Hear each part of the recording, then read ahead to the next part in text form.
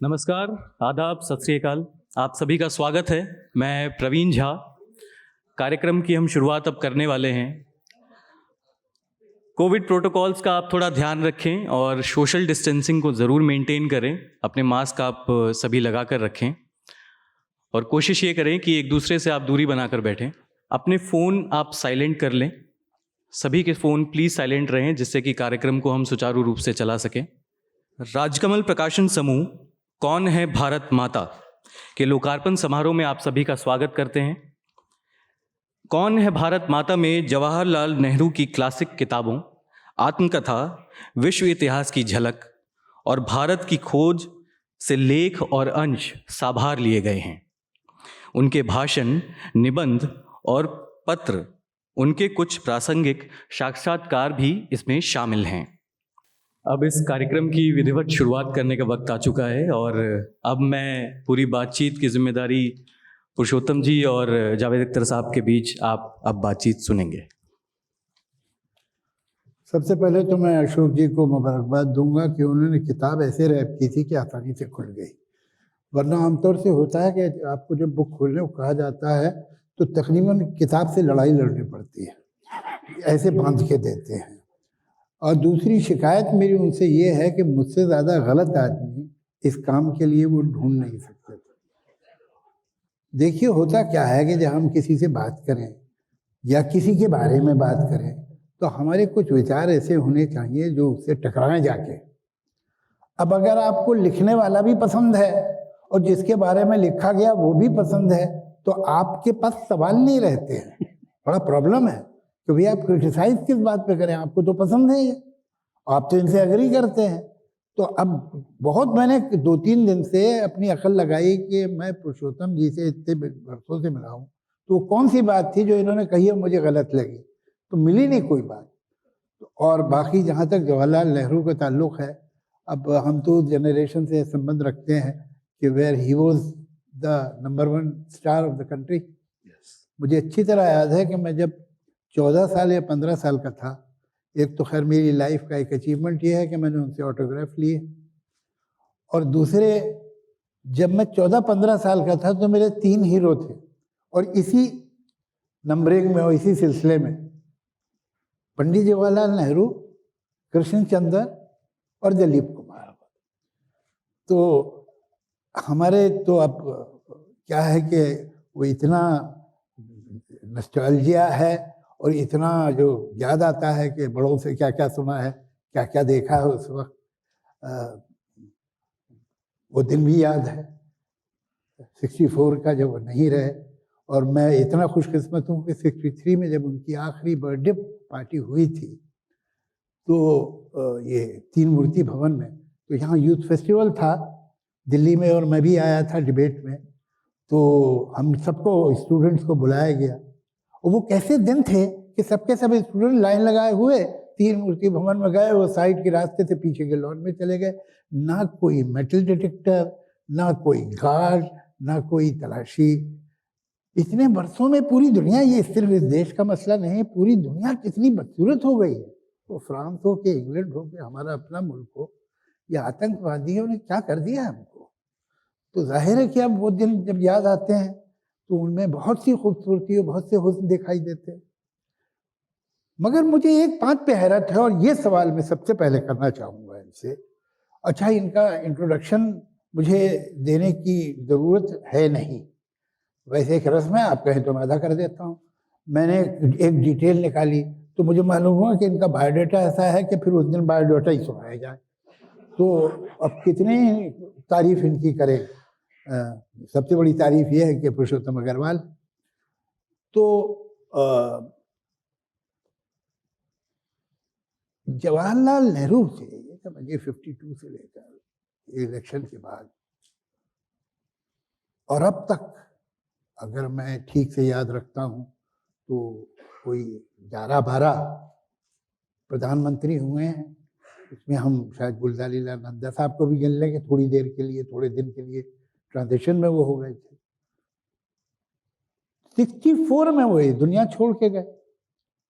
इसमें दुनिया कितनी बदल गई, इकोनॉमिकली, सोशली, मॉरली, पॉलिटिकली, कौन सी दुनिया थी, क्या ज़माना था और अब क्या है। तो सवाल ये है कि जवाहरलाल नेहरू जो हैं उनमें ऐसी क्या बात है कि वो ऑब्सोलीट नहीं हो रहे। या तो वो कुछ लोगों को बहुत नापसंद है, या तो वो कुछ लोगों को बहुत पसंद है। तो उनके अभी तक रेलेवेंट होने का क्या रीज़न है? जावेद साहब, शुक्रिया आपका। जवाहरलाल नेहरू के रिलेवेंस का एक प्रमाण तो ये है कि अगर आप 2019 का चुनाव याद करें जी, तो बल्कि जैसा कि मैंने किताब में लिखा भी है कि मान लीजिए कि आप किसी दूसरे ग्रह नक्षत्र से आए हुए एलियन हो और हिंदुस्तान के चुनाव को कवर कर रहे हो, तो आपको लगेगा कि विपक्ष के नेता जवाहरलाल नेहरू हैं। प्रधानमंत्री जी असल में संघर्ष जवाहरलाल नेहरू के विरुद्ध कर रहे हैं। ये यकीन करना मुश्किल होगा कि सन 64 में जवाहरलाल नेहरू का निधन हो चुका था। बल्कि इस किताब के कन्नड़ अनुवाद के समय कांग्रेस के एक बड़े नेता ने, कर्नाटक के एक बड़े नेता ने बड़ी मजेदार टिप्पणी की थी। संदीप जी यहाँ हैं। उन्होंने कहा था कि the problem is that we have forgotten Nehru, they have not. Karnataka Congress के एक बड़े नेता ने कहा था कि हम नेहरू को भूल गए, वो नहीं भूल पाए। और उसकी वजह है, अब मैं आपके सवाल पर सीधे आऊं। देखिए, जवाहरलाल नेहरू हिंदुस्तान की जो अपनी, जिसको मैं एक इंटेरोगेटिव ट्रेडिशन कहूं या जिसको आप कहें कि एक रिफ्लेक्टिव ट्रेडिशन कहूं, उसके और यूरोपियन एनलाइटनमेंट के बीच में चलने वाले कल्चरल और फिलॉसफिकल डायलॉग के सबसे शानदार प्रतिनिधि थे। ये एक माइथोलॉजी जो डेलिबरेटली क्रिएट की गई और जिसके क्रिएट होने जाने में कांग्रेसियों का योगदान कम नहीं है, वो ये कि जवाहरलाल जी को साहब इंडियन ट्रेडिशन से, इंडियन कल्चर से, खास करके हिंदू फिलॉसफी या हिंदू वे ऑफ लाइफ से कोई खास लेना देना था नहीं। इस किताब में ऐसे दसियों लेख मैंने संकलित किए हैं और ऐसे वाकयात संकलित किए हैं जिनसे मालूम पड़ता है कि the man was so deeply rooted. लेकिन रूटेड होने का मतलब, देखिए हिंदी में जड़ कहते हैं, तो जड़ों से जुड़े होने का मतलब जड़ हो जाना नहीं होता है। कुछ लोग समझते हैं कि जड़ों से जुड़े होने का मतलब है कि आप जड़ हो जाएं। तो जवाहरलाल जी के लिए जड़ों से जुड़े होने का मतलब वो नहीं था। रिलेवेंस की जो आप बात कर रहे हैं, जवाहरलाल जी की मिक्स्ड इकोनॉमी की बड़ी खिल्ली उड़ाई जाती थी एक जमाने में। वो चुटकुला हम सब ने सुना था। हमारे कॉलेज में एक मास्टर साहब थे, वो चुटकुला सुना सुना के जवाहरलाल जी का मजाक उड़ाते थे कि साहब वो एक बार किसी बहुत खूबसूरत महिला ने जॉर्ज बर्नार्ड शॉ से कहा कि हम दोनों विवाह कर लें तो जो हमारी संतान होगी उसे मेरी खूबसूरती और आपकी काबिलियत हासिल होगी। तो बर्नार्ड शॉ ने कहा कि आइडिया तो बहुत अच्छा है, लेकिन खुदा ना करे इससे उल्टा हो गया तो तो हमारे वो मास्टर साहब कहा करते थे कि जवाहरलाल जी की मिक्स्ड इकोनॉमी का वही हाल था। ना तो उसमें सोशलिज्म की अच्छाइयां थी, ना कैपिटलिज्म की अच्छाइयां थी, बुराइयां दोनों की। ठीक, 2008 या 9 में जब यूएसए में सब प्राइम क्राइसिस हुआ तो ओबामा का ये बयान ऑन रिकॉर्ड है कि फ्रीडम के नाम पर बड़े बैंकों को और बिग कॉरपोरेशन को मनमानी करने की छूट नहीं दी जा सकती। इकोनॉमी को किसी ना किसी स्तर पर रेगुलेट तो करना पड़ेगा और सरकार फ्री एंटरप्राइज के नाम पर इकोनॉमिक रेगुलेशन से हाथ धो के नहीं बैठ सकती। अपने मुल्क का हाल देख लीजिए। एक मोनोपोली हाउस इस मुल्क के 54% इलेक्ट्रॉनिक मीडिया को कंट्रोल करता है। मोनोपोली कमीशन को आपने बाय बाय कर दिया। अब 54% को जब एक बिग हाउस कंट्रोल करता है तो फिर डेमोक्रेटिक लोग, सेकुलर लोग पिनपिनाते रहे, क्या फर्क पड़ना है। क्रॉस ओनरशिप, आप अखबार भी चला सकते हैं, मीडिया भी चला सकते हैं, रेडियो स्टेशन भी चला सकते हैं। इन चीजों को रोकने वाला जो सिस्टम था वो आपको लाइसेंस परमिट नजर आता था। आज आप रियलाइज कर रहे हैं कि ये ठीक है कि government has no business to be in business, but there are certain areas where government has every business to be in business. अभी हम कोरोना की हालत देख रहे हैं। मैं 4-5 महीने अमेरिका में फंस गया था। वहां जो मैंने हालत देखी प्रत्यक्ष और एकेडमिकली, अमेरिका जैसे मुल्क में कोरोना से 4.25 लाख लोग मर चुके हैं। इसलिए नहीं कि कोरोना कोई लाइलाज बीमारी है, बल्कि इसलिए हेल्थ अमेरिकन सिस्टम में राइट नहीं है, वो एक कमोडिटी है। आप खरीद सकते हैं तो खरीदिए, और खरीदने के लिए आपके पास इंश्योरेंस कंपनी है। इंश्योरेंस और हेल्थ इंडस्ट्री का जो नेक्सस अमेरिका में बना है उसके लिए सही शब्द एलिजाबेथ रोजेंथल ने दिया है, द अमेरिकन सिकनेस। हालत यह है कि एक इंश्योरेंस कंपनी में अगर आप हैं तो वो आपको वही इलाज $100 में दिला देगी, दूसरी कंपनी हो सकता है $600 में दिलाए। यानी इलाज पर क्या खर्च हो रहा है ये महत्वपूर्ण नहीं है, बीच में कहां जा रहा है ये। तो अब अमेरिकन रियलाइज कर रहे हैं कि नहीं भैया, हेल्थ में तो बिजनेस में होना चाहिए सरकार, हेल्थ बिजनेस में तो सरकार का होना जरूरी है। एक बात। दूसरी बात ये कि जवाहरलाल नेहरू और उनकी पीढ़ी के तमाम नेता, उनके सारे मतभेदों के बावजूद वो एक बात अच्छी तरह जानते थे कि हिंदुस्तान की ट्रेडिशन और कल्चर ऐसी है, हमारा रियल कल्चरल एक्सपीरियंस ऐसा है कि इसे आप डाइवर्सिटी कह लीजिए, प्लूरलिज्म कह लीजिए, इसको इग्नोर करके हिंदुस्तान एक नेशन स्टेट नहीं बन सकता। यह संभव नहीं है कि आप एक जुबान सब पे थोप दें, एक वे ऑफ लाइफ सब पर थोप दें, एक कल्चर सब पर थोप दें, यह संभव नहीं है। आप मांसाहारी हो सकते हैं, आप शाकाहारी हो सकते हैं, आप हिंदी बोल सकते हैं, आप तमिल बोल सकते हैं। पुरुषोत्तम जी, ये अभी एक दूसरा पॉइंट शुरू हो गया। जरा पहली जो बात थी आपकी बहुत इंपॉर्टेंट बात थी और उससे मोरलेस मैं भी एग्री करता हूँ, लेकिन आज तो मैं यहाँ डिसएग्री करने ही बैठा हूँ, तो वो मेरा काम है। तो ये बताइए कि ये भी सही है कि एक मिक्स इकोनॉमी ज़रूरी है, वो एजुकेशन हो कि हेल्थ हो, ये ऐसे पर्पज़ है जिसमें हुकूमत जो है अपनी पूरी रिस्पॉन्सिबिलिटी शक नहीं कर सकती। लेकिन सवाल ये है कि एजुकेशन के बारे में बात करेंगे, उसमें भी बहुत कुछ बात करने को है, लेकिन जिसको हम परमिट राज कहते थे, तो क्या ये हकीकत है कि नहीं है? मैं पूछ रहा हूँ, स्टेटमेंट नहीं दे रहा, कि जो प्राइवेट सेक्टर था उसके लिए ज़िंदगी थोड़ी सी दूभर हो गई थी, वो बहुत ज़्यादा प्रोडक्टिव हो सकता।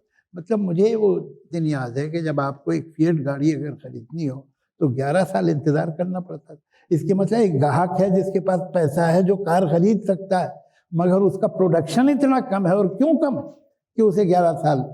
जब मैं मुंबई गया था तो मुंबई में टेलीफोन लगने में कम से कम 8 से 10 साल लगते थे। तो ये जो चीज़ें हैं, तो ये कहीं तो आप प्राइवेट सेक्टर को कर्व किया गया, पब्लिक सेक्टर बहुत ज़रूरी है, उसके बिना तो हम आज होते ही नहीं जहाँ हैं। जो हैवी इंडस्ट्री लगी है वो कोई इंडिविजुअल लगा भी नहीं सकता, लेकिन कहीं तो कुछ ऐसा हुआ कि जितना फ्लरिश हो सकता था मिडिल क्लास। हमारे ज़माने में, मेरे बचपन में घर में 2 चीज़ें थीं बड़ी कीमती, एक बिजली की इस्त्री और एक मर्फी का रेडियो, और एक और थी अब एक उषा का पंखा, 3। तो आज जो middle class, urban middle class है, जैसे ही ये लिबरलाइजेशन हुआ, गाँव में क्या हुआ मैं उस पर कमेंट नहीं कर सकता, लेकिन मिडिल क्लास ने तो एक लीप ली है ना, तो ये लीप पहले नहीं हो सकती थी क्या?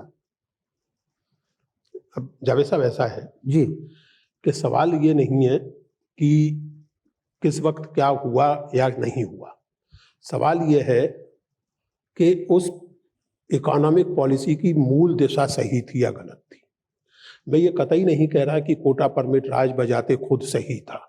मैं आपकी बात से पूरी तरह सहमत हूँ कि प्राइवेट सेक्टर पर कुछ अननेसेसरी कर्व्स थे, उन्हें दूर किया जाना चाहिए था। लेकिन मैंने जो आपने रिलेवेंस की बात की, इसलिए मैंने वो बात कही थी कि नेहरू के सोच की मूल दिशा क्या थी। देखिए, इकोनॉमी की ही अगर बात करें तो नेहरू के सामने 2 विकल्प उपलब्ध थे। एक तो ये जो टोटली फ्री एंटरप्राइज है, दूसरा एक मॉडल सोवियत संघ और दूसरे दीगर कम्युनिस्ट देशों का था, जब प्राइवेट सेक्टर का था पता ही नहीं था, सब कुछ पब्लिक सेक्टर को करना था, चाहे वो हैवी इंडस्ट्री हो चाहे कंज्यूमर इंडस्ट्री हो। मैं ये मानता हूं कि नेहरू और उनके इकोनॉमिक सलाहकारों ने दिशा मूलतः सही पकड़ी कि हमें दोनों की बेहतरीन चीजों को लेना है। सेंट्रलाइज्ड प्लानिंग के बिना हिंदुस्तान का इंडस्ट्रियलाइजेशन संभव नहीं है, इंडस्ट्रियलाइजेशन के बिना गरीबी हटाना संभव नहीं है। हिंदुस्तान जैसे मुल्क में जहां आज़ादी के वक्त लाइफ एक्सपेक्टेंसी 31 साल थी और बंगाल का आर्टिफिशियल अकाल हमारे पीछे था जिसमें 30 लाख लोग मारे गए थे, जिसे कोई यूरोपियन हिस्टोरियन होलोकॉस्ट नहीं कहता एक्सेप्ट माइक डेविस। विभाजन जिसमें 10-15 लाख लोग मारे गए थे। इस तरह एक टूटा हुआ खस्ता हाल मुल्क आपको मिला था आज़ादी के वक्त। उसका नवनिर्माण करने के लिए जरूरी था कि आपकी इकोनॉमिक थिंकिंग की दिशा साफ हो। और वो दिशा साफ इस रूप में हुई कि we have to find out a middle way. मैंने इस किताब की जो भूमिका है, प्रस्तावना जो है, जो अंग्रेजी संस्करण में भी थी, उसका शीर्षक ही ये दिया है। मैं ये मानता हूं कि नेहरू का सारा जीवन, और मैं ये बिल्कुल नहीं मानता कि नेहरू ने गलतियां नहीं की, बहुत बड़ी गलतियां की, ब्लंडर्स किए, लेकिन आप सब लोग इस बात को जानते हैं कि गलतियां केवल दो तरह के लोग नहीं करते, एक वो जो पैदा नहीं हुए और दूसरे वो जो मर गए। बाकी तो धरती पर अवतार लेने के बाद भगवान से भी गलतियां होती हैं। तो आप गलतियों से सीखें। उस मूल दिशा को आप रिजेक्ट कर रहे हैं या उस मूल दिशा को आप स्वीकार कर रहे हैं, मेरा सवाल ये। हिंदुस्तान जैसे मुल्क में आज भी आपको मानना पड़ रहा है ना आखिरकार कि there has to be a strong public sector. Private sector बहुत जरूरी है, और उसका जो आपने कहा लिबरलाइजेशन बहुत जरूरी था, और वो शायद सन 91 के पहले भी हो सकता था। कंज्यूमर गुड्स के प्रोडक्शन में प्राइवेट सेक्टर को छूट दी जानी चाहिए थी, बहुत जरूरी था। लेकिन यहाँ जावेद साहब एक हिस्टोरिकल फैक्ट ये है कि नेहरू खुद इस लिमिटेशन को सन 59 तक आते आते रियलाइज करने लगे थे। सन 59 में उनके आप इंटरव्यूज देखें, चीफ मिनिस्टर्स को लिखी हुई उनकी चिट्ठियां देखें, उसमें वो रियलाइज करने लगे थे कि प्लानिंग जैसी हम चाहते थे वैसी चल नहीं पा रही। There are bottlenecks, there is corruption, there is incompetence and inefficiency, ये रियलाइज कर रहे थे। तो अब सवाल ये है कि उनकी जो सीमाएं थीं या गलतियां थीं, उससे सीखकर उन गलतियों को दूर करते हुए हम बेसिक ओरिएंटेशन वही रखेंगे, या टोटली स्टेट कंट्रोल्ड हो जाएंगे, या टोटली फ्री हो जाएंगे। जावेद साहब, आपसे बेहतर कोई इस बात को नहीं जानता कि आप इतिहास को देखते हैं वर्तमान और भविष्य की दृष्टि से। आप इतिहास से क्या सीखते हैं वो इस पर मुनस्सर करता है कि आप भविष्य कैसा बनाना चाहते हैं। तो if you want to create a democratic, self reliant, self confident Indian nation, तो आपको नेहरू की गलतियों से सीखना होगा। लेकिन मैं ये फर्मली मानता हूं कि मूल दिशा वही होगी जो नेहरू की थी। वो एक बात है कि जो भी उस वक्त की जो वैल्यूज हैं और जो आइडियल्स थे और जो उसूल बने और जो कानून बने, वो सब ऐसे थे कि पढ़ने में, सुनने में, देखने में सब अच्छे लग रहे हैं। और वो उसूल, वो वैल्यू सिस्टम आज भी वैलिड है, उसमें कोई गड़बड़ नहीं। लेकिन हर बार उसका मिस इंटरप्रिटेशन दिखाई देता है वहाँ पर, अपने उस वक्त में भी, और मिसयूज दिखता है और उसका या यूज नहीं दिखता। मिसाल के तौर पे आप एजुकेशन देखिए। एजुकेशन भाई, आज हम यहाँ हैं IIM की वजह से, और ये अपना जो हमारे दूसरे IITs हैं, दूसरे इंस्टीट्यूशन जो बने हैं, ये सही है। लेकिन मुझे कभी कभी ऐसा लगता है कि एक बिल्डिंग बनाई गई 100 माले की और उसमें लिफ्ट भी लगाई गई। वो लिफ्ट थी 80 फ्लोर पे, कि भाई अगर आप 80 फ्लोर तक चढ़ के आ सकते हैं तो फिर आपको लिफ्ट होगी, आराम से चले जाइए ऊपर, हमने सब सहूलतें रखी है। लेकिन 80 फ्लोर तक कैसे आए? कोई कोशिश सीरियस मुझे उस पूरे पीरियड में नहीं दिखती है प्राइमरी और बेसिक एजुकेशन पे। तो अगर प्राइमरी और बेसिक एजुकेशन ने, हुकूमत ने जो ये बिलीव करती थी कि भाई हमारी कोई रिस्पॉन्सिबिलिटीज है टुवर्ड्स एजुकेशन, तभी तो ये खोले थे उन्होंने IIM IIT। तो अगर प्राइमरी एजुकेशन की होती तो शायद आपको रिजर्वेशन की हमेशा के लिए ज़रूरत न पड़ती, इसलिए कि वो गरीब जो अफोर्ड नहीं कर सकती अच्छी एजुकेशन, उसे अच्छी एजुकेशन मिलती तो ऑन हिज ओन वो 100 सीढ़ियाँ चढ़ सकता था। मगर ये प्राइमरी और बेसिक एजुकेशन गायब हो रहा, हायर एजुकेशन को इम्प्रूव करते रहे, तो वो तो सिर्फ प्रिविलेज क्लास के लिए हो जाएगा। ये आप सही कह रहे हैं, मैं इसमें बिल्कुल आपसे सहमत हूँ जी। अगर मुझसे कोई पूछता है, कभी भी कोई बात होती है, तो जब मुझसे पूछा जाता है कि आपके हिसाब से, तो मैं नेहरू की सबसे बड़ी गलती यही मानता हूँ। अच्छा। प्राइमरी और बेसिक एजुकेशन की उपेक्षा, और केवल इस अर्थ में उपेक्षा नहीं कि वो लोगों तक पहुंची या नहीं पहुंची, बल्कि जिन भी लोगों तक पहुंची उसके कंटेंट पर भी बहुत ध्यान नहीं दिया गया। जी। मिसाल के तौर पर नेहरू खुद डिस्कवरी ऑफ इंडिया में लिखते हैं कि ये जो बात कही जाती है कि साहब मीडिया वाले अर्ली मॉडर्न पीरियड के हिंदू समुद्र पार नहीं करते थे, टैबू मानते थे, लेकिन मुझे तो मेरे दोस्तों ने बताया कि अस्त्राखान में हिंदू व्यापारी बसे हुए थे, रशियन सिटी ऑफ अस्त्राखान। आपने तो लिखा। हाँ, मैं उसके बारे में लिख चुका हूँ, मैं खुद गया वहाँ, वो आर्काइव्स मैंने देखे। मुझे जो ताज्जुब होता है, और अगर कभी मेरा नेहरू जी से मैं कभी कभी फैंटेसाइज करता हूँ कि नेहरू जी से अगर मेरी भेंट हो तो मेरे जो उनसे सवाल होंगे उनमें पहला सवाल ये होगा कि सर आप डिस्कवरी ऑफ इंडिया में 1945 में लिख रहे थे कि ये जो हिंदुओं का समुद्र पार करने का टैबू है, it's a kind of mythology. सब हिंदू ऐसा नहीं करते थे, यूपी बिहार के ब्राह्मण नहीं समुद्र पार करते होंगे, बाकी बनिए हैं, पंजाबी हैं, दक्षिण के चेट्टियार हैं, ये तो खूब व्यापार करते थे, कारोबार करते थे तमाम जगह तक। अरे चोलास का तो वहां तो रोम में एम्बेसी थी। मलेशिया, कंबोडिया, इंडोनेशिया, बाली कैसे पहुंच गया हिंदू मजहब और हिंदू ट्रेडिशंस और सब चीजें। एनीवे, तो अगर मेरी कभी मुलाकात होती नेहरू जी से तो मैं उनसे यही पूछता कि आपकी डिस्कवरी ऑफ इंडिया तो बताती है कि ऐसा नहीं है, लेकिन जो किताबें हमने प्राइमरी में पढ़ी और हायर सेकेंडरी में पढ़ी बच्चों ने, उसमें यही लिखा हुआ था कि टैबू था। तो ये आपसे मैं एकदम सहमत हूं कि प्राइमरी और बेसिक एजुकेशन के न केवल रीच बल्कि उसके कंटेंट पर भी उतना और उस तरह ध्यान नहीं दिया गया जितना दिया जाना चाहिए था। मैं एक बात जोड़ूंगा जावेद साहब यहाँ, जैसा मैंने आपसे कहा कि इतिहास में मेरी दिलचस्पी इस बात को लेकर है कि आप गलतियों से क्या सीखते हैं।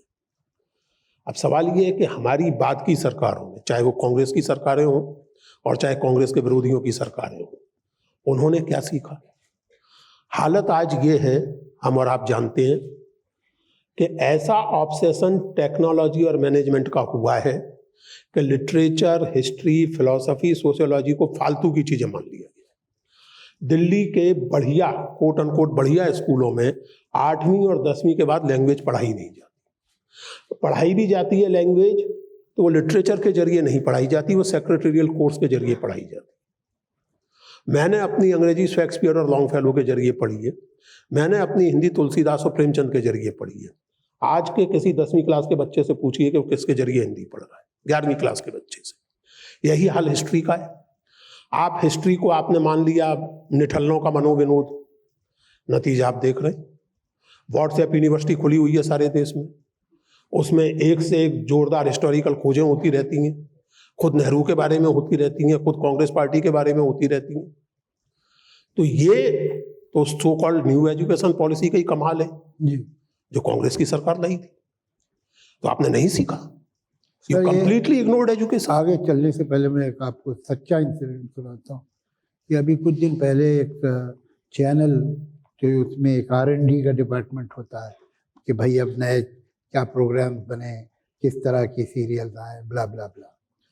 तो कुछ लोग शॉर्ट स्टोरीज का एक सीरियल लेके गए, भाई 13 शॉर्ट स्टोरीज हैं और इन पे हम फिल्म बनाएंगे। तो वो जो R&D वाली बैठी थी लेडी, उन्होंने पूछा कि ये किसकी लिखी हुई है, तो उनका जी प्रेमचंद की। तो उनका उससे खुद आना चाहिए था। सही बात है, तो बिल्कुल आया सही। क्यों? तो ये है जमाना। सर जी, जी, मैं इस देश के लिए जो अत्यंत चिंताजनक चीजें मानता हूं वो केवल हंसने की बात नहीं है, मैं इसे बेहद चिंताजनक मानता हूं कि अपने आप को एक नेशनल चैनल कहने वाला चैनल खबर की गंभीरता से ये खबर दिखाए कि गाय जब सांस छोड़ती है तो ऑक्सीजन छोड़ती है, और इस पर मुल्क में कोई आउटरीच ना हो, उसकी खिल्ली ना उड़े, ये खबर दिखाई जाए। ऐसा ही चमत्कारी खबर, बल्कि जो माहौल बनाए। मैं विदेश से लौटा, उस समय खबर गर्म थी, तो मैंने एयरपोर्ट से निकलते निकलते ट्वीट कर दिया कि दिल्ली में आके बड़ा अजीब लग रहा है, हवा बहुत खराब है, और सब लोग रोते रहते हैं दिल्ली में जब सर्दी होती है तो दिल्ली की हवा को लेकर। मैंने कहा कमाल है, हम लोग इतना नहीं कर सकते कि दिल्ली की सड़कों पे 1-2 लाख गाय छोड़ दें, तो सारा प्रदूषण दूर हो जाएगा। तो वो साहब मेरी ट्रोलिंग शुरू हो गई, हिंदू विरोधी। यानी इस मुल्क में इस समय हिंदू विरोधी होना चिंता की बात है, इस्लाम विरोधी होना चिंता की बात है, बुद्धि विरोधी आप बेखटके हो सकते हैं। ये जो माहौल बना है, जो आपने कहा कि प्रेमचंद को खुद आना चाहिए, बताइए। जावेद साहब, आपने प्रेमचंद का जिक्र किया जी, एक साहब वो एंकर हैं, वो एक बंगाली जेंटलमैन को ये कह के डांट सकते हैं कि आप रविंद्रनाथ की बात करते हैं, आपको उनका नाम तक ठीक नहीं मालूम है, आप ठाकुर कह रहे हैं, उनका नाम तो टैगोर था। अच्छा है। ये अभी महीने भर पहले की बात। जी जी जी जी, मैंने पढ़ा, बहुत अच्छा। तो ये जो स्थितियां हैं ये कैसे बनी हैं? बुरा मत मानिएगा, यहाँ कांग्रेस समर्थक जो लोग बैठे हो, मूल अपराध उस एजुकेशन पॉलिसी का है, और इस पे अल्टीमेट सुना दूं मैं आपको। एक देवी जी मेरा इंटरव्यू करने आई, जी, तो ऐसी कुछ बात चलने लगी तो मेरे मुंह से टोडरमल का नाम निकला, तो उन्होंने ऐसे से हिलाया, तो मुझे कुछ था, उनका आप जानती हैं ना टोडरमल कौन थे? बोले जी सर मैं जानती हूँ, वो दिल्ली कांग्रेस के बहुत बड़े नेता थे। जैसे मैंने कहा मैंने जावेद साहब उनसे कहा कि माफ कीजिए, जी जी मैं इंटरव्यू नहीं ले पाऊंगा। सर, मैं एक ये This is मुझे ridiculous. अजीब लगता है कि हमारी फिल्में जो हैं वो सेंसर होती हैं और अजीब अजीब तरह से सेंसर होती हैं। एक दो किस्से सुनाता हूँ जो सच्चे हैं कि एक ज़माने में एक साहब मारुति, एक कॉमेडियन थे जो डायरेक्टर भी हो, जी उन्होंने एक पिक्चर बनाई, ये बम्बई है। अब वो ऐसे ही फनी सी पिक्चर थी, उसमें आदमी छतरी लिए हुए मरीन ड्राइव पे हवा में उड़ रहा है। तो सेंसर बोर्ड ने ऑब्जेक्शन लिया कि ये बम्बई नहीं है, कोई नहीं उड़ता है वहाँ पर मरीन ड्राइव पे छतरी लेकर। तो उन्होंने कहा जी ठीक है, मैं टाइटल चेंज कर देता हूँ। तो उन्होंने चेंज करके कर दिया क्या ये बम्बई है, और उसके बाद वो पिक्चर रिलीज हो गई। तो अब हर चीज़ को सेंसर बहुत गौर से किया जाता है। खैर अब तो इस तरह की तो बेवकूफ़ियाँ नहीं होती, लेकिन सेंसर तो अभी भी है, जिसे हम सर्टिफिकेशन कहते हैं। ये सब कुछ भी अच्छा सा नाम रख लो, बात तो वही है। अब OTT जो है उसके बारे में भी सोचा जा रहा है कि इसे कैसे कंट्रोल किया जाए, उसको कैसे काटे, कैसे रोकें। कमाल ये है कि एजुकेशन का कोई सेंसर नहीं। जो मोस्ट इम्प्रेशनेबल एज है बच्चे की, 6-7 साल की उम्र से 12-14 साल की उम्र तक, यहाँ जो स्कूल्स हैं अलग अलग कम्युनिटीज़ के, अलग अलग रीजन्स के, अलग अलग लैंग्वेजेस के, उसमें क्या पढ़ाया जा रहा है कोई पूछने वाला ही नहीं। कुछ भी पढ़ा दो। इस मुल्क में कुछ 10-12 वर्जन हिस्ट्री के हैं। आप साउथ में जाएंगे तो एक वर्जन मिलेगा, नॉर्थ में जाएंगे तो एक, मदरसे में कोई और है, और ये अपना RSS के उसमें कोई और है। अलग अलग हजारों वर्जन हैं। कुछ अंग्रेज दे गए हैं हिस्ट्री आपको, कोई है कि हिस्टोरियन बहुत बड़ा, इसको मुझे उसका नाम नहीं याद आ रहा, वो हिंदुस्तान कभी आया ही नहीं, उसने लंदन में ही बैठ के पूरी हिंदुस्तान की हिस्ट्री लिखी है, जो बड़ी वैलिड मानी जाती है। JS मिल। जी जी जी। तो एक से एक ये जो हमारे यहाँ क्या हिस्ट्री का कॉन्सेप्शन क्या है, क्या उसकी मतलब इस मुल्क की वाकई इतने वर्जन है हिस्ट्री के, क्यों है? जावेद साहब देखिए, ये आप बच्चे के माइंड को पॉइजन करते हैं, फिर कहते हैं ये ऐसा कैसे है।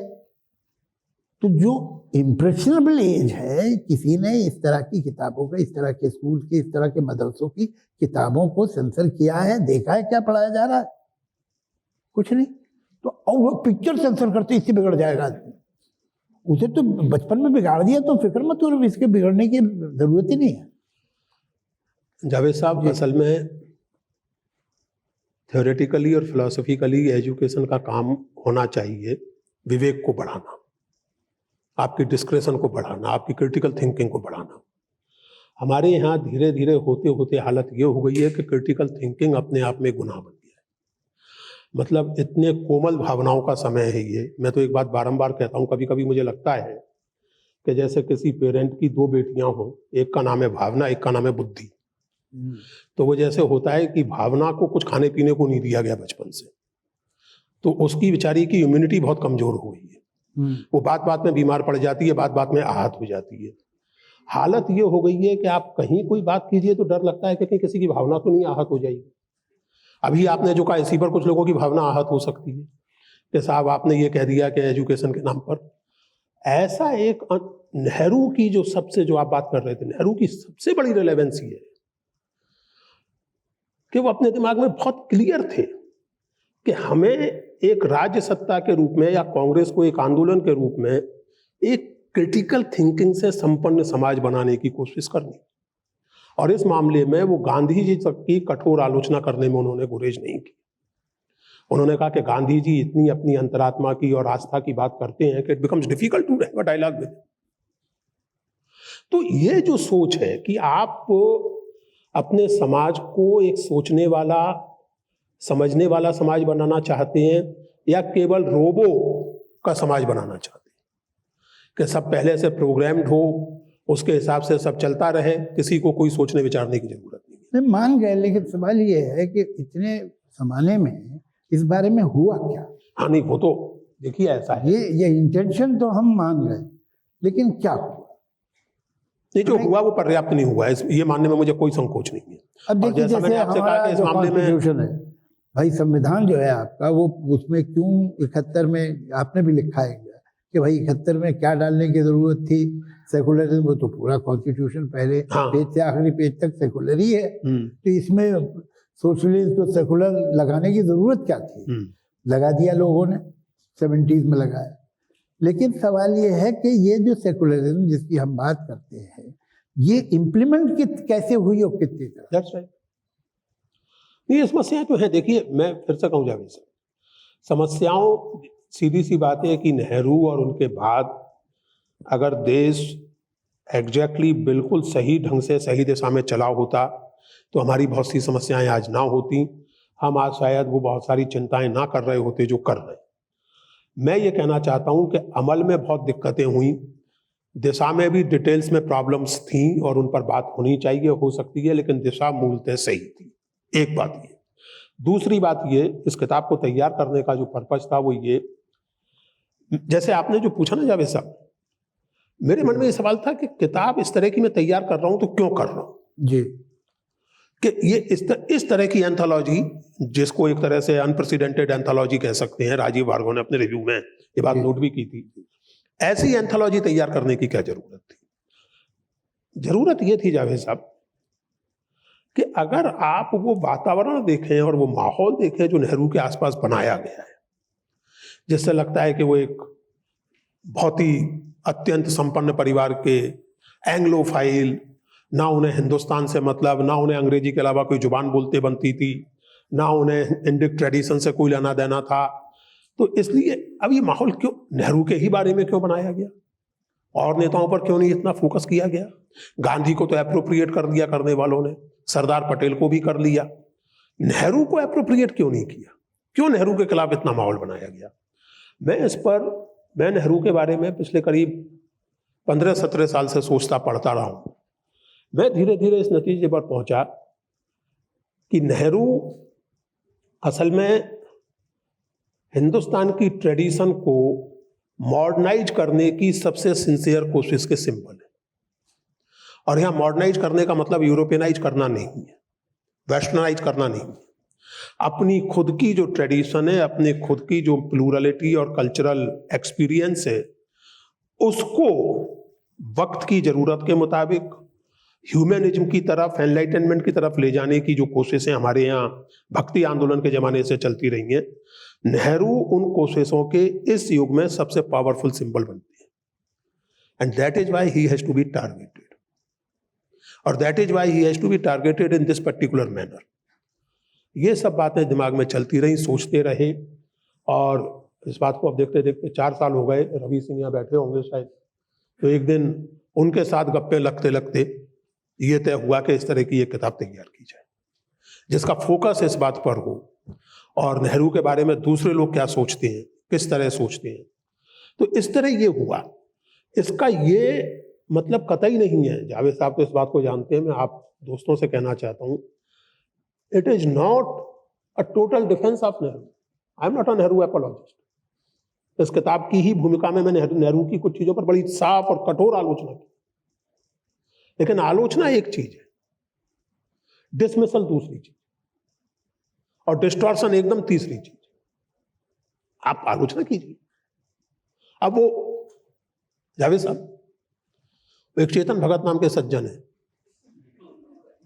जो चेतन कम है भगत ज्यादा है, तो वो उन्होंने एक ट्वीट किया 1-1.5 साल पहले कि smartness lies joining with the winner, something like that. Smartness winner का साथ देने में होती है।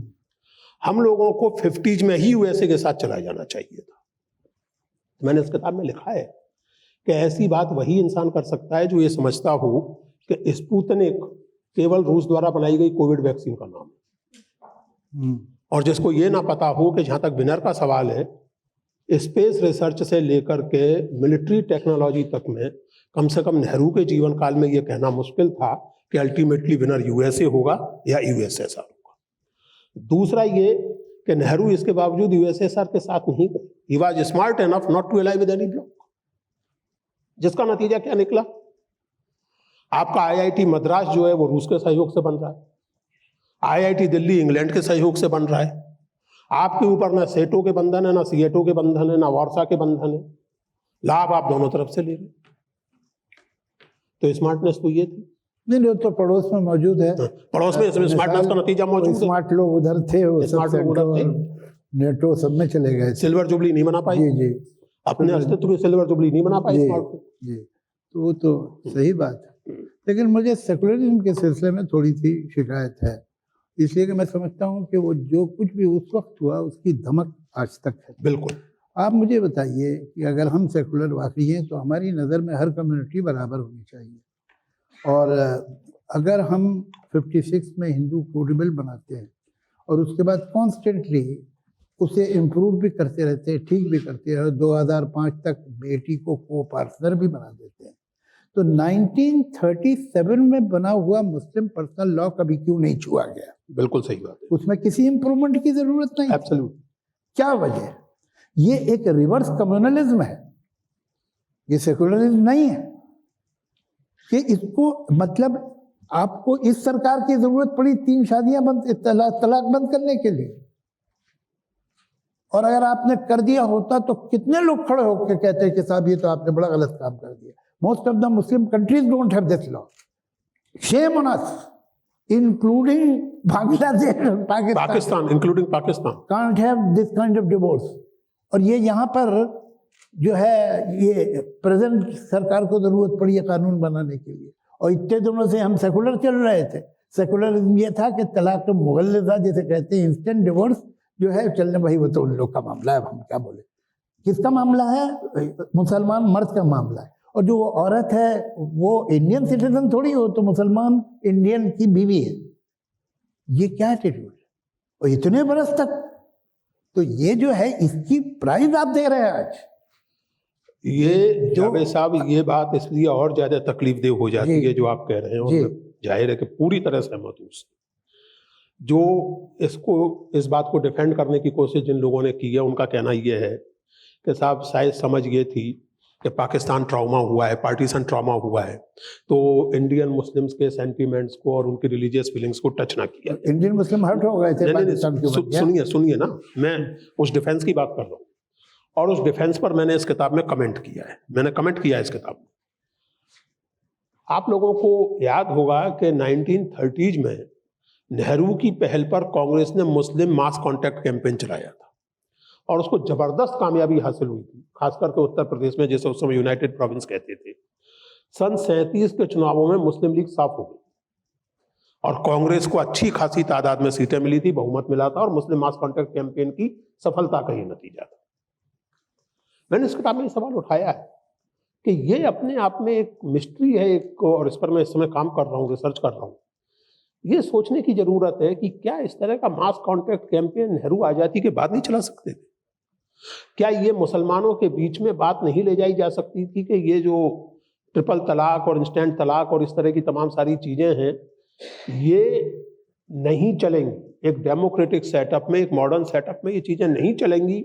आपको अपनी भावना को पीछे करके विवेक को आगे करना पड़ेगा।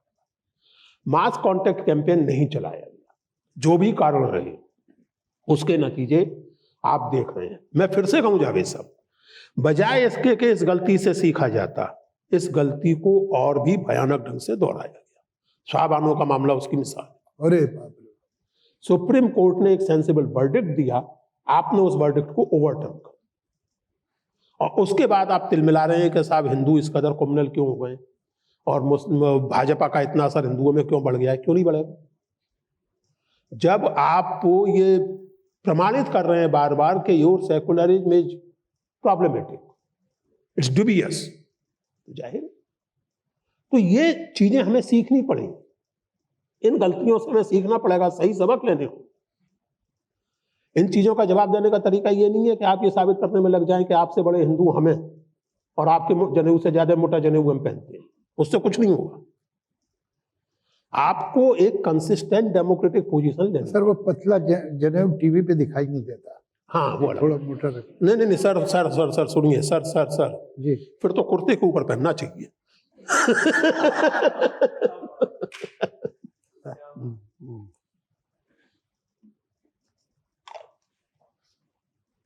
अब एक और जिसपे कमाल की बात है कि जो उनके चाहने वाले हैं उन्होंने भी कभी कभार कुछ एक सिनिकल एटीट्यूड लिया है, वो है नेहरू जी की फॉरेन पॉलिसी। कि जब हमारा मुल्क आज़ाद हुआ तो दुनिया जो थी वो बाइपोलर थी, दो बड़ी ताकतें इस वक्त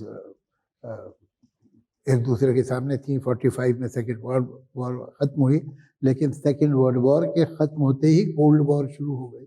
and there were many wars, चाहे इजिप्ट में हो या कोरिया में हो या कहीं और हो, तो ये प्रॉक्सी वॉर्स हो रही थी। मुझे तो कभी कभी लगता है कि बरसों तक हिंदुस्तान और पाकिस्तान के बीच में प्रॉक्सी वॉर्स ही हुई हैं। ये दूसरी ताकतें थी जिनके का भला इसमें दिखाई दे रहा था उन्हें कि ये इस तरह की वॉर्स हों। तो ये जो दौर था, इसमें जो हमारी नॉन अलाइनमेंट की पॉलिसी थी, बहुत से लोग हैं, मैं इस बात को नहीं मानता हूँ, लेकिन ये पॉइंट मैं पुरुषोत्तम जी लाना इसलिए चाह रहा हूँ कि ताकि इस बारे में आप कहें, हम भी सुने, ऑडियंस भी सुने, कि ये लोगों ने कहा कि ये तो नेशनल इंटरेस्ट में नहीं थी, और ये बड़े इम्पोर्टेंट उसी पार्टी के लोगों का स्टेटमेंट है। नाम अब क्या लूँ, लेकिन किताब में है नाम उनका, किताब में उनका नाम, तो किताब पढ़ लीजिएगा। तो बाकी ये कि ये जो नॉन अलाइनमेंट का मूवमेंट था, और जिसकी वजह से मैं समझता हूँ आज भी हमारे लोग जब बाहर जाते हैं, अफ्रीका की किसी कंट्री में जाते हैं, एशियन किसी कंट्री में जाते हैं, तो वो भले नेहरू का नाम ले न लें, उस सामने जो प्रेसिडेंट या प्राइम मिनिस्टर होता है वो जिक्र करता है। उस पॉलिसी पे लोगों को आपत्ति क्या है, मुझे समझ में नहीं आया, तो आप बताएं। मैं बताता हूँ। इसके पहले आपने जो एक बात कही उससे मुझे एक घटना याद आती है। ये 2003 या 4 की बात है, और मैं अपनी किताब निज ब्रह्म विचार में इसका जिक्र भी कर चुका हूँ। मुझे जावेद साहब न्यूयॉर्क से जाना था फिलाडेल्फिया जी। तो मुझे ट्रेन लेनी थी फिलाडेल्फिया के लिए। तो कोलंबिया यूनिवर्सिटी से मैंने टैक्सी ली। वो टैक्सी ड्राइवर एक अश्वेत व्यक्ति था, और उसका नाम क्या था, नाम भी मुझे याद आ जाएगा अभी, घाना का था वो, उसने मुझे बताया। और जैसे ही मैं बैठा उसने मुझसे पूछा इंडियन, भारतीय? तो मैंने कहा हाँ ऑब्वियसली भारतीय। तो गांधी नेहरू? तो मैंने कहा हाँ गांधी नेहरू। फिर साहब हुआ ये जावेद साहब कि वो जनाब बातचीत करने के मूड में आ गए, और बातचीत में ऐसे डूब गए कि हडसन के किनारे 80 की रफ्तार से चल रही उनकी गाड़ी, और बातचीत के जोश में वो बार बार स्टीयरिंग छोड़ दें। और मैं भगवान का नाम लूं कि नेहरू की प्रशंसा तो ठीक है, लेकिन वो नेहरू नेहरू नेहरू नेहरू। महत्वपूर्ण ये है, अच्छा ये तो एक बात हुई, और वो आदमी इतना ग्रेटफुल था नेहरू के प्रति, खासकर नेहरू के प्रति, क्योंकि फॉरेन पॉलिसी तो देश के पीएम तो नेहरू ही थे, गांधी जी को तो फॉरेन पॉलिसी उस तरह करने का अवसर नहीं मिला था, और उसके पहले गांधी जी के बारे में भी, लेकिन नेहरू के बारे में अच्छा खासा पढ़ा लिखा आदमी था। और उसका सेल्फ कॉन्फिडेंस ये था कि उसने ट्रेन जब स्टेशन पहुंचे तो मुझसे हाथ मिलाया और कहा कि आज की तारीख याद रखना, एक दिन तुम टीवी के सामने बैठे अपने नाती पोतों को बताओगे कि घाना के इस राष्ट्रपति ने एक दिन मुझे अपनी टैक्सी में बिठाया था। He was so confident of himself कि मुझे घाना वापस जाके चुनाव लड़ना है, पॉलिटिक्स वगैरह वगैरह। मनु जोसेफ, उसका नाम था मनु जोसेफ, ब्लैक। आप ये देखें, ये तो छोड़िए, जिनकी बात आप कर रहे हैं उन साहब ने 2003 में एक किताब लिखी और उसमें साबित किया कि नेहरू की फॉरेन पॉलिसी का नेशनल इंटरेस्ट से कोई लेना देना ही नहीं था। क्या होता है नेशनल इंटरेस्ट? यानी आपके देश की एकता अखंडता बनी रहे, आपके देश की ताकत दुनिया भर में बनी रहे, यही नेशनल इंटरेस्ट होता है ना। आपकी अर्थव्यवस्था पटरी पर रहे। तो आपके लिए भिलाई का स्टील प्लांट सोवियत संघ लगाता है, दुर्गापुर का जर्मनी या ब्रिटेन लगाता है। आईआईटी का किस्सा मैंने आपको बताया, और उन्हीं सज्जन ने इस बात पर भी लिखा है, इस बात पर बड़ा फख्र है उनको कि आईआईटी की सिलिकॉन वैली में बड़ी वैल्यू है, सिलिकॉन वैली में आईआईटी का जलवा है। तो इस पर मेरी एक निजी राय है, ये मैं नहीं कह रहा कि ऐसा जरूर किया जाए, कि जो आईआईटी से पढ़ के सिलिकॉन वैली की शोभा बढ़ा रहे हैं उन पर तो अमेरिकन स्टूडेंट लोन वाला सिस्टम लागू कर ही देना चाहिए, क्योंकि बहुत टैक्स पेयर्स मनी खर्च हुआ है उनके ऊपर। कौड़ियों के मोल करोड़ों की शिक्षा उनको मिली है, तो लौटाएं वो पैसा। एनीवे, तो आपको ईस्टर्न ब्लॉक के भी लाभ मिल रहे हैं, वेस्टर्न ब्लॉक के भी मिल रहे हैं, क्योंकि आप इस बात को समझ गए। और जावेद साहब, नेहरू की डिस्कवरी ऑफ इंडिया ऐसी से खत्म होती है कि India is destined to play a major role in world affairs. Either it will play a major role or it will play no role at all. Nehru was very clear about it. तो अब वो major role आप कैसे play करेंगे? America का या Soviet संघ का पिछलग्गू बन गए। नेहरू अपनी फॉरेन पॉलिसी पर दृढ़ रहे। 1956 तक सोवियत ब्लॉक जो है नेहरू की फॉरेन पॉलिसी को डाउट करता था, जैसा अब ये तो कैपिटलिस्ट रोडर और वगैरह वगैरह। स्टालिन की मौत के बाद 20वीं कांग्रेस होने के बाद ये नेहरू की फॉरेन पॉलिसी के दबाव में था कि सोवियत टर्मिनोलॉजी में एक शब्द डेवलप हुआ, non capitalist road to socialist transition, non revolutionary road to socialist transition. समाज उस तरफ वैसे भी जा सकता है। फॉरेन पॉलिसी के हिसाब से आप देखें तो आपको यूएसए, यूएसएसआर दोनों में से nobody could take you for granted. ना यूएसए आपको कभी इस तरह ट्रीट कर पाया कि आपकी क्या औकात है, ना यूएसएसआर कभी ट्रीट कर पाया। सेटो सिएंटो में चले गए होते, सिएटो और सेंटो में चले गए होते तो वो खत्म हुए। उसके बाद जो हाल तुर्की का हुआ वो हमें पता है, जो बात फिलीपीन का हुआ वो हमें पता है, जो पाकिस्तान का हुआ सो हमें पता है। इसीलिए मैंने कहा कि भगत होने में कोई हर्ज नहीं है, लेकिन अचेतन नहीं होना चाहिए। चेतना के साथ भक्ति की जाए तो बहुत अच्छी बात है। You don't have a sense of world history and world politics. Soviet संघ विघटित हो गया, आप सोवियत संघ से नहीं चिपके हुए थे, इसलिए आपके ऊपर उसका कोई असर नहीं पड़ा। वर्ल्ड इकोनॉमी रिसेशन में आ गई, आप वर्ल्ड इकोनॉमी में इंटीग्रेट होते हुए भी अपने पोते इंटीग्रेटेड थे, तो आप उस रिसेशन से अछूते निकल आए 2007-8 में। आज हम बात कर रहे हैं, मैं एक बात और जोड़ दूं जावेद साहब इसमें जी। कोरोना संकट में हम लोग बैठे हुए हैं, सब मास्क और ये सब, और हिंदुस्तान इस बात पर आज गर्व कर रहा है कि कनाडा जैसा मुल्क हमसे वैक्सीन मांग रहा है।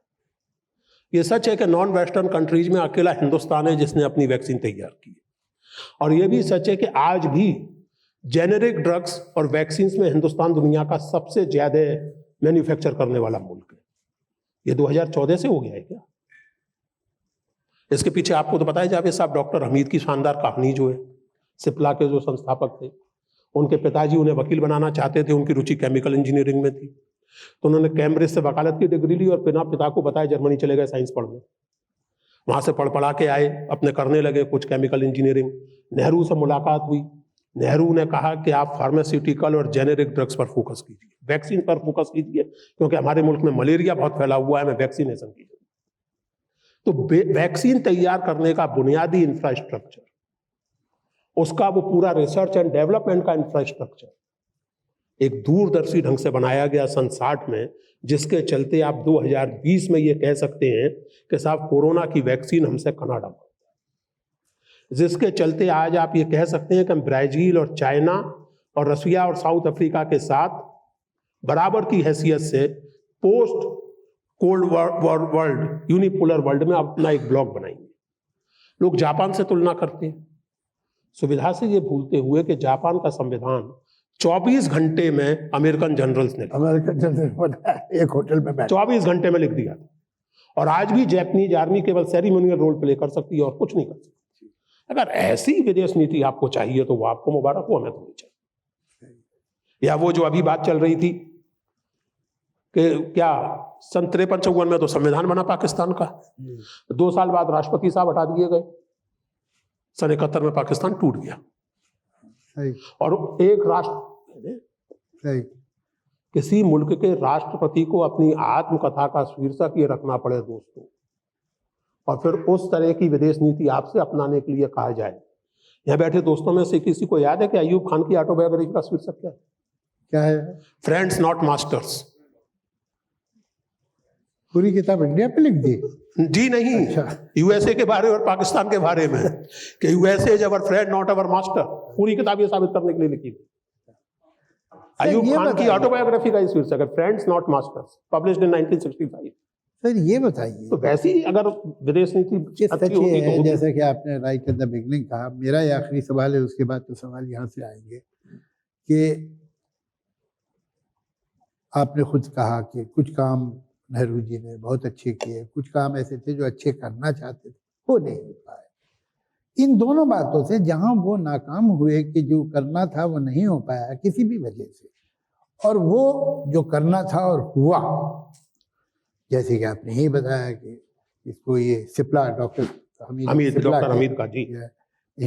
इनको या साइंस को किस तरह से स्पेस प्रोग्राम किस स्टेज पे बढ़ाया गया, तरह तरह की रिसर्च 47 में एटॉमिक रिसर्च कमीशन की स्थापना, 47 ये सारे के सारे बने, तो धीरे धीरे यहाँ हम पहुँचे। जो बड़े इंस्टीट्यूशन एजुकेशन के बने, आज हम आईटी में अगर इतनी बड़ी पोजीशन पे, तो कोई रीज़न है कि हम दुनिया में चंद बड़े कामयाब मुल्क हैं आईटी के सिलसिले में।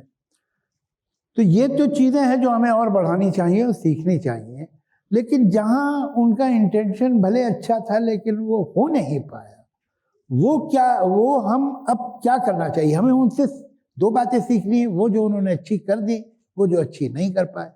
दोनों ही बातों से कुछ सीखना है ना हमें। He is a very important person in Indian history. तो आप क्या कहेंगे इस बारे में? एक की तो बात हम लोग कर चुके, प्राइमरी एजुकेशन रीच के हिसाब से भी, और इस समय ज़्यादा जरूरी है कंटेंट के हिसाब से। प्राइमरी से लेकर के आपकी हायर सेकेंडरी तक की जो एजुकेशन है, ये संयोग नहीं है, इसकी कोई वजह है कि जिन्हें बोलचाल में 8 सब्जेक्ट्स कहा जाता है, उन्हें ह्यूमैनिटीज कहा जाता है। हिस्ट्री, फिलॉसफी, सोशियोलॉजी, लिटरेचर, इनको ह्यूमैनिटीज कहा जाता है, क्योंकि ये पढ़े लिखे इंसान को ह्यूमनाइज करती है। साइंस की ट्रेनिंग पर्याप्त नहीं है, मेडिकल साइंस की ट्रेनिंग पर्याप्त नहीं है, you must have some human element.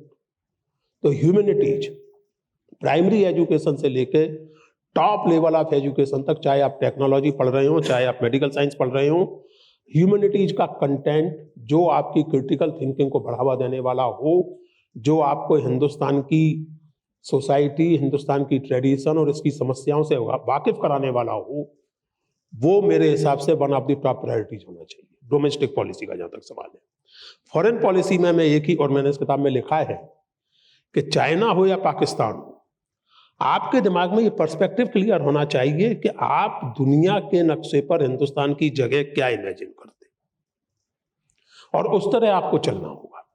अगर आप इस तरह चलना चाहते हैं कि किसी एक देश से आप इतने घनिष्ठ हो जाएं कि उस देश के विरोधी देश ही नहीं, उस देश के उस राष्ट्रपति का विरोधी उम्मीदवार आपसे दुखी हो जाए, ये कोई अच्छी फॉरेन पॉलिसी नहीं है।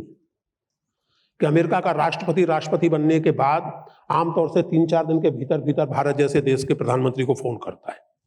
वर्तमान राष्ट्रपति ने मैसेज दिया, 20 दिन तक फोन नहीं किया भारत के प्रधानमंत्री। वैसे स्वाभाविक था, आप उसके प्रतिद्वंदी के पक्ष में चुनाव प्रचार कराएं जाके, वो क्या करेगा? मुझे लगता है कि जो सीखने की बात है वो ये कि हम एजुकेशन पॉलिसी में बहुत क्लियर हों अपनी। दूसरे जो इंस्टीट्यूशंस की बात है, नेहरू को लगता था कि डेमोक्रेटिक इंस्टीट्यूशंस, और जिसको कहें कि पॉलिटिकल एजुकेशन में, पॉलिटिकल एजुकेशन पार्टी के सेंस में नहीं कह रहा हूँ, मतलब एक पूरे डेमोक्रेटिक समाज में एक डेमोक्रेटिक कॉमन सेंस का, एक क्रिटिकल साइंटिफिक कॉमन सेंस का निर्माण करने के सेंस में कह रहा हूँ।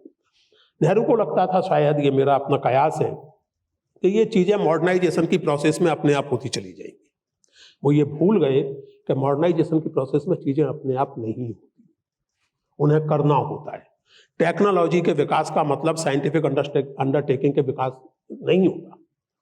टेक्नोलॉजी के इस समय जो स्थिति है, एक चुटकुला मैं आपको सुनाऊं, आप सब लोगों ने वो वीडियो देखा होगा, नहीं देखा होगा तो देख लीजिएगा। एक स्वामी जी हैं जो आजकल कैलाशवासी हो गए, उनका एक वीडियो साहब मैंने देखा, मैं देख के दंग रह गया उसको। वो फरमाते हैं कि देखिए, आज सूर्योदय सुबह 6 बजे होने वाला था, लेकिन एक रिचुअल है ध्वजारोहण का जो मैं सूर्योदय के पहले करता हूँ। आज मुझे देर हो गई किसी वजह से, तो वो मैंने रिचुअल मेरा देर होने लगी मुझे, तो मैंने सूरज से कहा कि खबरदार अभी मत उदय होना, और आप देख लीजिए उठा करके आज सूरज आधे घंटे देर से उदय हुआ है वहां। और वो सब पढ़े लिखे लोग हैं, ज्यादातर साइंस और टेक्नोलॉजी वाले लोग हैं, पढ़े लिखे हैं। इसका प्रमाण ये है कि स्वामी जी केवल अंग्रेजी बोलते हैं। हिंदुस्तान में जाहिर है कि आप बेवकूफ हो लेकिन अंग्रेजी जानते हो तो पढ़े लिखे कहलाते हैं। तो वो सबके सब अंग्रेजी वाले जो हैं वो तालियां बजा रहे हैं स्वामी जी की ये बात सुन के। सोचने लगा कि यार, आस्था भावना वो सब अपनी जगह ठीक है, इन महानुभावों को इतना नहीं मालूम है कि सूरज का उगना और डूबना ये लैंग्वेज का मेटाफर, वो धरती के घूमने से होता है, और धरती का घूमना एक नैनो सेकंड के लिए रुक जाए तो महाप्रलय हो जाएगी। स्वामी जी ने तो 30 मिनट के लिए रोक दिया। And nobody is feeling disgusted और स्कैंडलाइज्ड। ये मैं मानता हूं कि इस मुल्क के लिए सबसे बड़ी चिंता का विषय है। और दूसरी जो चीज जो इसी से डेमोक्रेटिक टेम्परामेंट, डेमोक्रेटिक इंस्टीट्यूशंस, उनको और मजबूत करने की जरूरत है। 2014 में बहुत से हमारे मित्रों को लगता था, जाने माने सोशल साइंटिस्ट और सब लोगों को मैं नाम नहीं लेना चाहता किसी का, कि साहब कोई भी आ जाए, अब डेमोक्रेटिक इंस्टीट्यूशंस इस देश में इतने मजबूत हो चुके हैं कि नहीं कुछ हो सकता। आप देख रहे हैं क्या हालत है, जुडिशरी से लेकर ब्यूरोक्रेसी तक, ब्यूरोक्रेसी से लेकर fourth pillar of democracy that is press. तो कहां पहुंची है democratic institutions? This is something which I think we can learn from the mistakes and achievements of that great man. No doubt mistakes, he committed lot of mistakes undoubtedly, लेकिन mistake के साथ उस सोच की मूल दिशा सही थी या गलत, मेरा सवाल। और मैं फॉर्मली मानता हूं कि वो मूल दिशा बिल्कुल सही है। उसको आप फाइन ट्यून कर सकते हैं, जैसे जावेद साहब ने पहले ही कहा कि बहुत हम दोनों के बीच में डिसएग्रीमेंट रेयर, कभी शायद होता नहीं। मुस्लिम पर्सनल लॉ का सवाल अभी करने वाला हूँ। नहीं वो तो खैर नहीं वो तो सर जी आप फिल्म लिखते हैं, आप कोई भी सिचुएशन क्रिएट कर सकते हैं। ये जो है ना, जो स्वामी जी का आपने बताया, हाँ, कि उन्होंने आधे घंटे रोक दिया, इस पे इतराज करें हम, मेरे ख्याल से हमको अधिकार नहीं, बिल्कुल नहीं। मैं बताता हूँ क्यों। होता यह है कि हम अपने सुपरस्टिशंस को फेथ और दूसरे की फेथ को सुपरस्टिशन कहते हैं, और वो भी सुपरस्टिशन ही होता है, लेकिन वो उसे फेथ कह रहा है, हम अपने सुपरस्टिशन को फेथ कह रहे हैं। स्वामी जी का आधे घंटे लेट जो सूरज है वो उतना ही एब्सर्ड है जितने दुनिया के सारे धर्म। Yes, I agree with you, इसमें डिसएग्रीमेंट तो इस बेचारे आधे घंटे के सूरज पे काहे नाराज हो रहे हैं? नहीं सर, मैं नाराज नहीं हो रहा। जो भी रिलीजियस बिलीफ है वो इर्रेशनल है, वो किसी भी का हो, और वो जो चीज लॉजिक से नहीं डिफेंड हो सकती, रीजन से नहीं डिफेंड हो सकती, उसके चारों तरफ सेंटिमेंट के कांटे लगाने पड़ते हैं। सर कोई आके सर एक निवेदन, एब्सोल्युटली आई कंप्लीटली। मुझे एक बहुत पसंद है बाबा, जो वो निर्मल बाबा बहुत अच्छे लगते हैं, वो लाजवाब, मुझे बेहद पसंद है। हाँ। इसलिए कि वो बताते हैं कि फेथ होती क्या है। कि निर्मल बाबा बता रहे हैं, बाबा मसीह जायदाद पे मुकदमा कर दिया है, सब रिश्तेदार, और पैसा पानी की तरह बह रहा है वकीलों के घर में, अब आप बताइए क्या करें। जब आ रहे थे तो रास्ते में कहीं गोलगप्पे बिक रहे थे। अब ये बेचारा मुकदमे में फंसा, उसने गोलगप्पे का ख्याल नहीं किया था, तो क्या गोलगप्पे, बाबा देखा नहीं, तो बाबा ने बहुत ही सीरियसनेस और डिग्निटी से कहा, देखा करो, देखा करो, 4 गोलगप्पे मंगलवार को खाओ और 4 किसी को खिला दो, कृपा होगी। अच्छा, इस पे हम हंस रहे हैं, और काला बकरा काट के मुकदमा जीत जाएंगे हम, और डोरी बांध के एक जाली में मुकदमा जीत जाएंगे हम, और एक नारियल तोड़ के जीत जाएंगे हम। वो अपसेट नहीं है, ये बेचारा कम से कम 4 गोलगप्पे तो खिलवा रहा है। नहीं इसमें कोई डिसएग्रीमेंट की बात नहीं है जावेद साहब। देखिए, ये जो रैशनल इररेशनल और फेथ की बात है, मैं इसको थोड़ा सा इस तरह लेता हूँ कि आप का फेथ के बारे में 19th सेंचुरी फिलोसोफर किरकेगार्ड ने बहुत कमाल की बात कही, और वो निर्मल बाबा पे पूरी तरह लागू होती है कि जितनी अधिक बेहुदा और एब्सर्ड बात होगी उतना ही फेथ स्ट्रॉन्ग होगा। इसलिए फेथ के स्ट्रॉन्ग होने के लिए जरूरी है कि एब्सर्डिटी का प्रतिशत बहुत ऊंचा हो, क्योंकि faith by definition has to transcend rationality.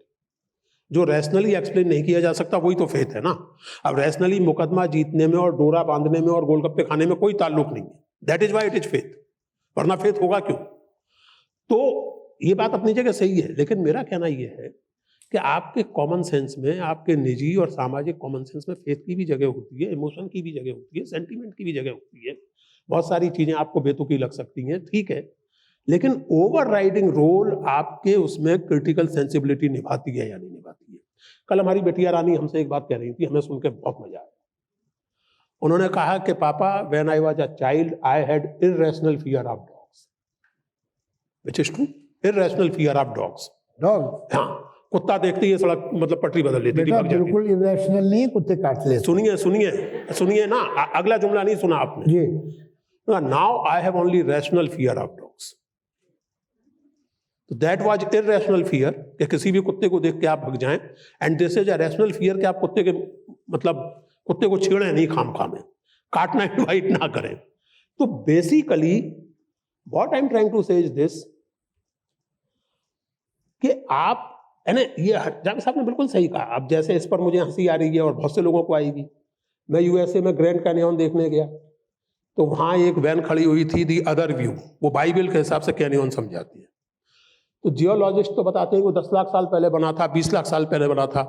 Bible वाले बताते हैं कि वो नूह वाली जो बाढ़ आई थी, जिसमें हजरत नूह सबको बचा के निकाल ले गए थे, जो कोई 4,500 साल पहले आई होगी या 5,000 साल पहले, ग्रैंड कैनियन तो उसमें बना है, बाकी तो सब बकवास करते हैं। तो अब उनका फेथ है, earth is 10,000 year, earth is 10,000 year old, तो उनका फेथ है। मुझे देखिए, जैसे मैं कहता हूं कि everyone is entitled to his quota of stupidity. I have no problem whatsoever with that, चाहे वो निर्मल बाबा हो चाहे कोई हो और उनके भक्त हो। कई बार मुझे लगता है कि निर्मल बाबा वाला काम अपन शुरू कर दें तो बड़ा अच्छा रहेगा। तो लेकिन ओवरराइडिंग जो माहौल है समाज का, it can not be allowed to be degenerated into stupidity. ये स्टेट का काम, ये स्टेट नहीं कर सकता कि साहब जिसको जो, ये नहीं हो सकता। ये स्टेट का काम है कि भाई आप कीजिए फेथ के नाम पर आपको, लेकिन ये नहीं हो सकता कि साहब फेथ है चूंकि इसलिए स्टेट भी आपके उस फेथ में हिस्सेदारी करेगा। यानी ये स्टेट नहीं कर सकता कि निर्मल बाबा वो विधि सबको सिखा दे, तो जिसको जब जरूरत हो वो सूरज को जो है वो रोक दे या गोलगप्पा खिला के, मतलब ये स्टेट नहीं कर सकता कि जजों को हटा दे और गोलगप्पों को बिठा दे उनकी। ये स्टेट ये नहीं कर सकता। जिसको जो करना है करे, गोलगप्पे खाए और खा के अपना पेट खराब करे, मेरी बला से। सर आप इजाज़त दे तो आपकी बिटिया से मैं भी एक बात बता दूं उसे। देखो बेटा, ऐसा कहा जाता है कि जो कुत्ते भौंकते हैं वो काटते नहीं है, लेकिन इतना याद रखो कि किसी को नहीं मालूम कि ये कुत्ता भौंकना कब बंद कर देगा। तो तुम्हारा जो इरेशनल फियर था बिल्कुल सही था, और तुम इरेशनल रहो इसमें, लेकिन कुत्ते रैशनल नहीं होते।